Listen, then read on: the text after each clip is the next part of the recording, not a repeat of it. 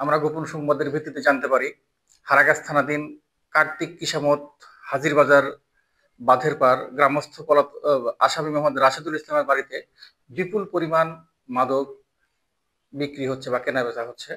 এই খবর পেয়ে আমরা বিষয়টি তৎক্ষণাৎ আমাদের ঊর্ধ্বতন কর্তৃপক্ষ, বিশেষ করে আমাদের কমিশনার স্যার এবং আমাদের ডিসি স্যারকে জানাই, এবং স্যারদের নির্দেশক্রমে একটা চৌকস টিম নিয়ে আমরা ঘটনাস্থলে গিয়ে ওই বাড়িটা আমরা ঘিরে ফেলি।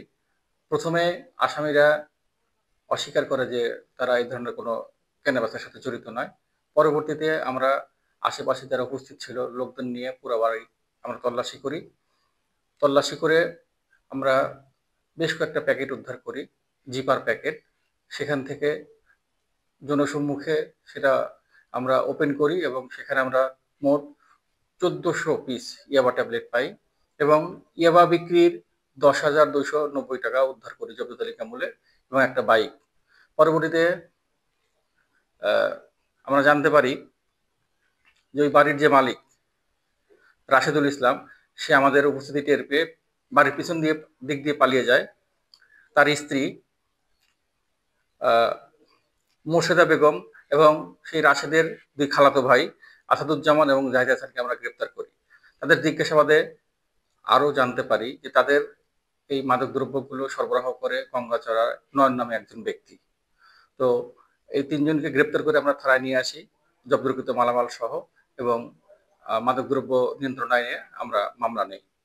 উল্লেখ্য যে এই মামলাতে মোট 5 জন আসামি, 3 জন আসামিকে গ্রেপ্তার করা হয়েছে, বাকি 2 জন পলাতক।